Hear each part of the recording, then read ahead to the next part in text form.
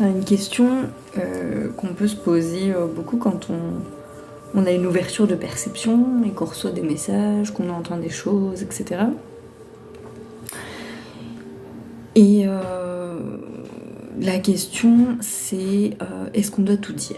Est-ce qu'on doit tout dire de ce qui nous traverse, de ce qu'on perçoit, de ce qu'on reçoit comme information aux gens? Pour moi la réponse elle est non, pour la bonne et simple raison que là encore, c'est que mon expérience qui peut parler. Il y a des choses qui sont pas utiles et qui ne servent qu'à nourrir notre ego et à nourrir le fait que j'avais raison, je le savais à l'avance, etc., etc. Déjà parce que on peut enlever potentiellement le libre arbitre des gens. Et ça, c'est important. C'est aussi pour ça que je ne fais pas de voyance, que je refuse de dire aux gens est-ce qu'il va revenir, est-ce qu'elle va revenir, est-ce que c'est l'homme de ma vie, est-ce que... Parce que d'une part, encore une fois, vous confiez votre pouvoir à quelqu'un, mais en plus, parce que ça enlève le libre arbitre d'une personne. Tout s'ancre bien dans un cheminement, et du coup, on doit cheminer sur ces choses. Avec le recul, moi aussi, c'est des choses que j'ai fait, que j'ai demandé, des erreurs que j'ai fait, j'ai dit des fois des choses que j'aurais pas dû. Enfin, avec le recul où je me dis c'était peut-être pas une très bonne idée. Deuxièmement, parfois, comme le temps n'existe pas, parfois on va recevoir des informations qui seront sur une ligne de temps très différente de la réalité matérielle. Et ça aussi, ça peut créer des biais qui sont pas très utiles à vivre, soit parce que la personne au final elle va pas l'expérimenter tout de suite, soit parce qu'elle est tout simplement pas prête à l'entendre.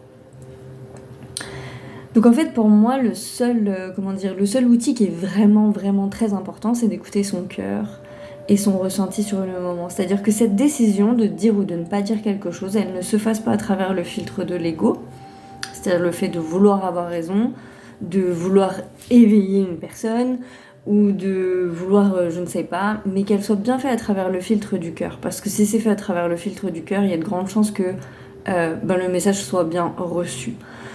Donc soyons d'accord, le ciel va pas nous tomber sur la tête si on fait ça, a priori. Mais il peut y avoir des conséquences fâcheuses pour soi et pour l'autre. Alors,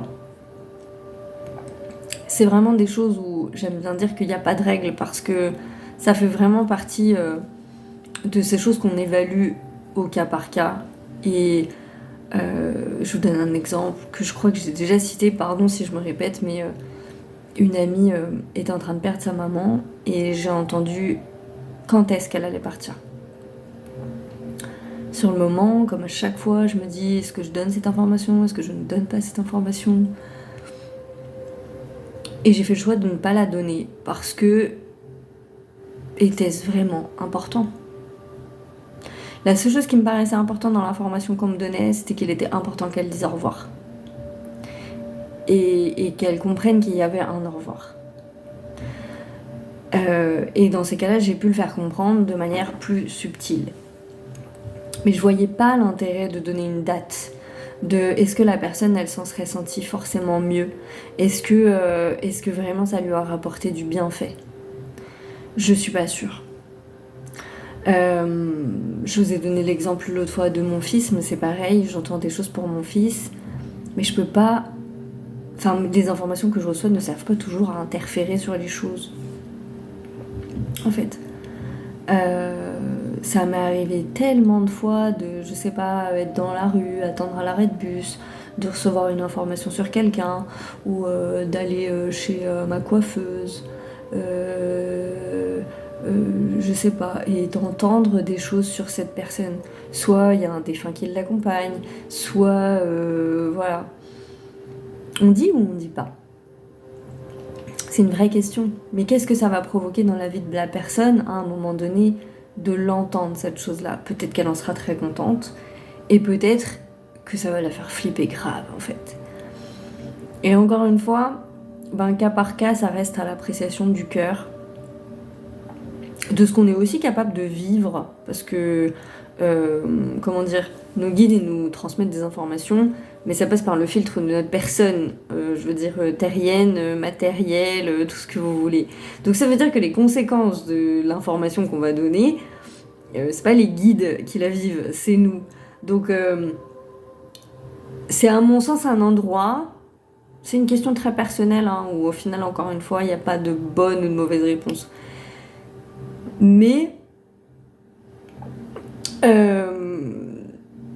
la question reste entière sur, voilà, et il n'y a que votre cœur qui saura si c'est le bon moment, si c'est une bonne idée, si peut-être que sur ce moment-là, ce ne sera pas le cas. Puis peut-être vous allez recroiser cette personne, et là, vous pourrez lui dire, parce que la configuration sera différente. C'est important parce que je vois beaucoup de gens qui veulent augmenter leurs capacités et tout ça, tout ça. Ce qui pour moi n'est pas forcément très judicieux parce qu'en fait c'est juste des choses qui s'ouvrent au fur et à mesure à l'intérieur de soi, encore une fois selon un processus et dans un timing qui est divin. C'est-à-dire qu'encore une fois il y a des choses qui vont s'ouvrir à certains moments et puis pas à d'autres parce qu'à ce moment-là c'est pas vraiment le moment parce qu'il faut en gérer les conséquences. Il faut gérer certaines choses. Moi, toute la première partie de ma vie, j'ai dit les choses comme ça, je disais. Mais si vous saviez le nombre de gens avec qui je me suis pris la tête aussi, c'est incommensurable. Effectivement, maintenant, je vis plus alignée avec moi-même parce que je suis moins frontale, que du coup, j'évalue les choses, je réfléchis, et quand je le sens pas, je le sens pas. Et si cette opportunité m'est redonnée, eh bien, j'avise avec cette nouvelle opportunité. Et souvent, ça se passe mieux parce que justement, il y a moins cet effet de précipitation qui fait qu'au final, oui, on est tous médiums, on a tous ces ressentis, cette clairvoyance, cette clairaudience, toutes ces jolies choses là qui nous habitent à l'intérieur. Mais ça prend du temps de les appréhender et de savoir les utiliser à bon escient parce que ce sont des outils qui sont nouveaux. Et encore une fois, je vais reprendre l'image de l'enfant.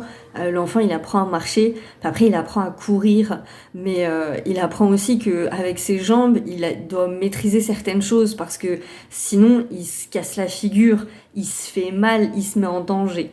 Et là, c'est exactement le même phénomène en fait. Donc c'est vraiment quelque chose qui doit s'appréhender à titre personnel avec ce qu'on est en capacité de gérer aussi.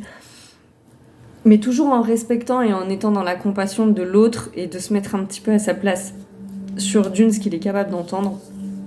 Et ça, on l'a beaucoup vu, encore une fois, pendant la crise du Covid ou autre, mais il y a des informations, même à titre collectif, où je ne partage pas, par exemple, parce que je sais très bien que il y a plein de gens qui sont pas prêts à les entendre et que je vois pas l'intérêt d'aller forcer C'est comme si vous forciez une porte. Comme si, vous voyez, comme quelqu'un qui essaierait de rentrer chez vous et qui mettrait le pied au niveau de la porte pour essayer de l'ouvrir. Ça fait un petit peu cet effet énergétiquement.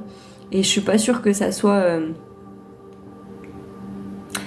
très propice ni à l'éveil des gens, ni à une unification de ce qui est censé être sur cette planète. Donc... voilà, c'était ma pensée sur ce sujet. Je ne dis pas du tout qu'elle a une valeur de vérité générale, mais je vous partage mon expérience sur le sujet et je vous laisse faire vos expériences.